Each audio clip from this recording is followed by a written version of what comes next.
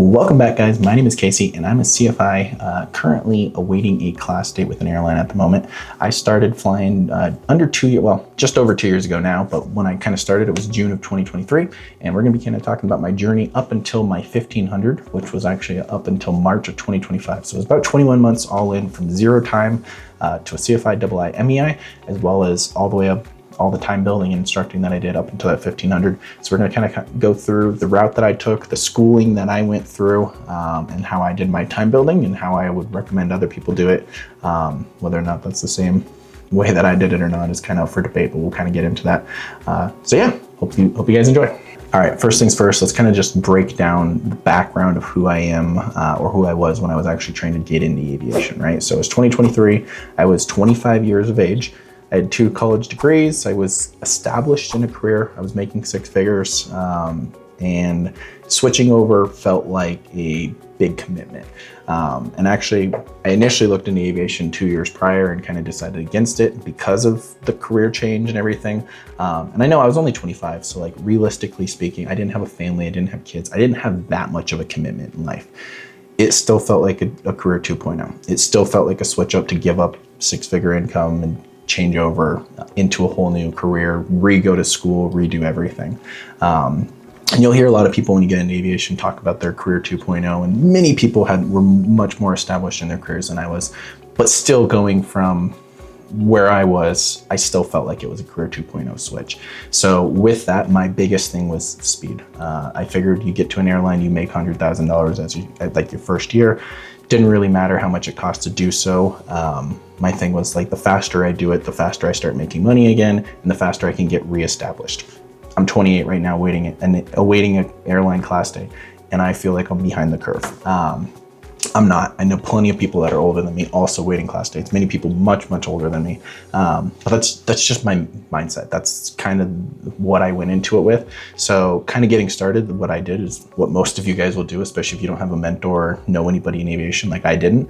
I went to Google and looked up the fastest way to the airlines. And when you do so, you're going to see ATP flight school. That's the route that I took. I didn't know whether or not that was the right answer. And I'm not going to go into much detail on that today. I have made a video on ATP flight school. Go watch it if you want to break down on whether or not I think it's for you. But with that, that's just the route that I chose. All right, in terms of my training program, I did all of my CFI through my MEI, like or zero time to my CFI II MEI in about 8 months. When I signed up from the program with ATP, at the time it was advertised as 7 months, and that was not realistic whatsoever. I don't know anybody that did it in the 7 months that was advertised. 8 months was a grind. I was available every single day. Like literally I flew almost every single day. I did not ask for days off. I actually asked my instructors to fly every single day no matter what. And if they were busy, I would ask a different instructor to fly. It was super hard. And a lot of it is luck as well. But it's also kind of based on the work ethic that you put in. And I'm not going to like pretend that I was like the best work ethic. Now I was the most available in terms of flying, and I wanted to fly every single day. And I definitely think I went above and beyond in that aspect, but I don't think I studied enough when I was going through. It never bit me. I never failed a check ride or anything, but I think one of the things people need to focus on more when they're going through their training is how much studying they're actually doing, especially if they're planning on being an airline pilot. When you're just getting your private, like, yeah, you can kind of squeak by on a private check ride not knowing everything, and you can miss some things, and your DP note, like they're just looking to see if you're gonna be a safe pilot. But like later on, maybe because I didn't study enough during my private, when I got to my CFI training, I felt like I had to go into a whole new level of depth of knowledge and so much studying. Like I was studying 12 hours a day for an entire month before my CFI check ride because I just needed to. And I think a lot of people kind of overlook that and don't spend enough time on the ground, myself included. And that's really something that'll kind of bite you. So like when you look at like when you're actually looking at your training and what your kind of plan is with your CFI or your school or whatever, go into it with the mindset of like, how much time can I actually commit to this? Don't expect to spend 10 hours a day for 8 months straight. You're not going to, that's not realistic, but like, can you study for an hour or two every single day? And can you fly 2 hours every single day and do pre-flight? And that's 3 hours for a 2-hour flight. So like, could you realistically do 4 to 5 hours every single day for 6, 7, 8, 9 months? Sure, potentially. I don't know your guys' scenario, but that's kind of where I like what I had to do to get through it. And I'd say like there's like getting ahead early, especially if you're going to go the CFI route. It's going to help you later on. It's also going to make you a better instructor. And overall, like if you really enjoy it, it's really not that bad. Like I don't mind studying anymore. I did when I was a private student, but as you kind of get more and more in depth, you kind of get over that feeling of like hating the studying aspect of it.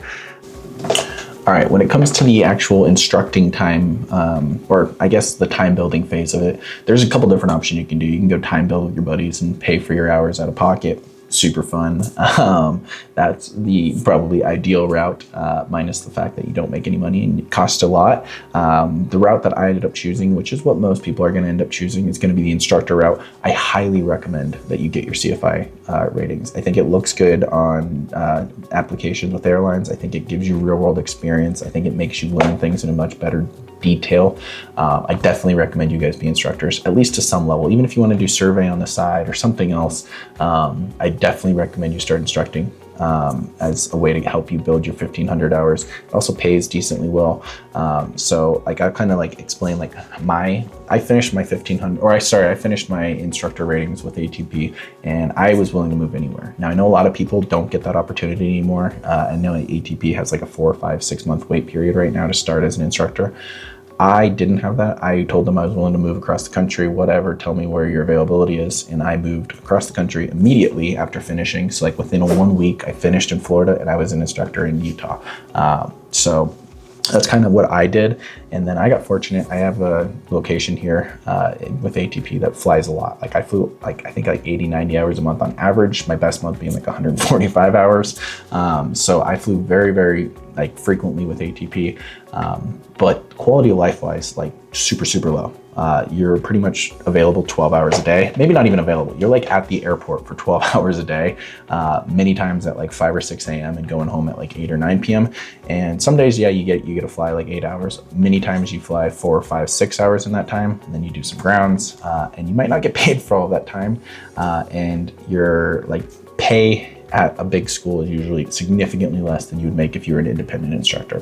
So like, for example, I think at ATP, I was making like 20-ish an hour, and not getting paid for grounds back when I was there. I think they do pay for grounds now. And then outside of ATP, I was making 50 an hour. So that was the other thing that I did. So like on top of ATP, I started instructing on the side with my own private student, like, or my own students independently based on like people that I met on Facebook or KSL or Craigslist or wherever that you happen to meet people that are looking to do flight training. So I did a couple hundred hours of that actually throughout my training, and that like really helps financially when you're making way more per hour. It also just accelerates your program significantly. So I know a lot of people end up waiting for CFI jobs. CFI jobs are kind of hard to come by right now. If you guys are kind of in that route, or you guys get to that route later on, I highly recommend you guys start independently instructing. Get access to a plane that does 100 hours. I know there's 2 schools here in Utah, here in Ogden, Utah, that does it, that you can instruct out of freely, like if you get permission from the owners, which is what I did. And I highly recommend everybody do it. Like there's no reason to sit around without a job for 6 months or Uber and whatever else and not fly at all. Get as many students as you can, start flying.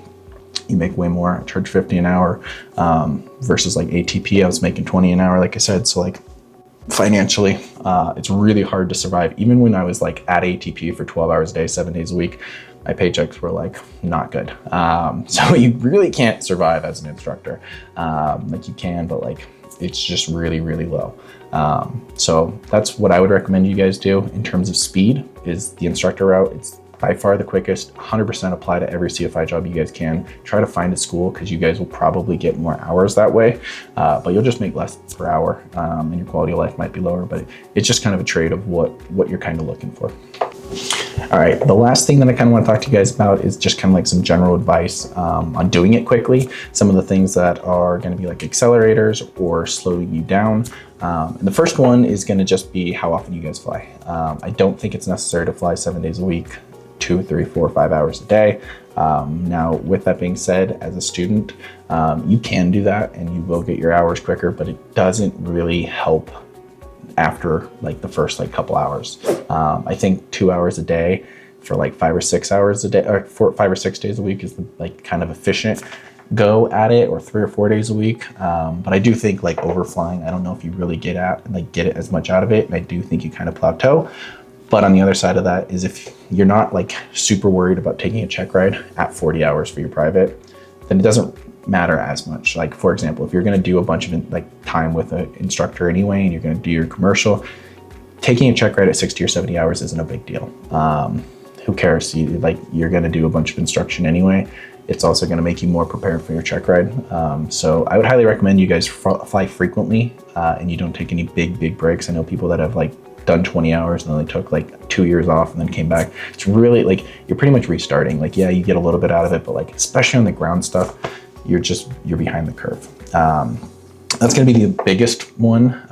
And then choosing the right school, choose for what kind of works with you. I made a video on ATP flight school. I'll probably make a video on like choosing the right flight school, but choose one that works with your schedule, with your financial situation, and that works with like kind of the time frame you want to go on. If you want to do it super fast, you could do ATP, or you could find a school that is willing to take you on and do it in like an accelerated manner. It doesn't need to be advertised as like accelerated, but an instructor like one-on-one that wants to really work with you and will pre-schedule check rides, which we'll talk about here in a moment.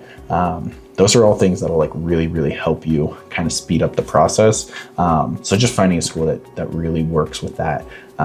The other side of this is finances. That's going to be your biggest hurdle, both as a student and an instructor. You're going to be spending a lot of money and not making a lot of money. So kind of basing your plan around what your scenario is going to be the easiest way to do it. I'd say like probably the biggest speed hack you can have for getting through a program really fast, or like getting through all of your training, or it's also just like the biggest delay. It's just gonna be check ride availability. DPs are super hard to schedule. They're super backed up. I would highly recommend, if you're super motivated and trying to go through super quick, that you pre-schedule check rides. So like you finish your private check ride, reach out to a DP and schedule another one 6 weeks out, 7 weeks out. Many of the DPs in Utah at least won't even respond to inquiries about check ride dates. The one that I use mostly is like 3 to 4 weeks out. So it makes it really tough. And if you wait until the point where you're actually ready for your check ride, then waiting another 3 or 4 weeks, you're going to have a lot more time, which you could use really efficiently and continue flying and continue practicing and continue studying. But a lot of people don't, and they just go, okay, well, I'm ready for my check ride. And then they like do a little bit and they try to fly the minimum amount, so like not run up with like flying extra that they don't need. And it gets expensive to continue flying. So like scheduling ahead of time is better. But the other side of it puts you on a timeline of like, hey, you need to be ready in 6 weeks. And if you're not, like, you might go into a check ride not fully ready, and it might cost you a check ride. And that kind of goes against the other side of my mindset of like, you really don't want to fail a check ride. So if you're trying to do it fast, pre-schedule them, but like really know what you're signing up for when you make that commitment. Thanks for watching, guys. Hope you guys enjoyed today's video. Hopefully I answered some of your guys' question. Hopefully I kind of gave you guys some insight on what it looks like to do this quickly. Give you some realistic expectation if you guys are trying to do this like in the goal of under 2 years. Just to kind of give you guys like what it looks like. You can absolutely do it. You just have to know what you're signing up for, and being willing and able to do that is different than just signing up for it and hoping for the best. So hopefully I answered some of your guys' questions in the video today. If not, leave them down below. I will get back to pretty much every single comment down below. And that's pretty much it. Hope you guys enjoyed. Thanks. Bye.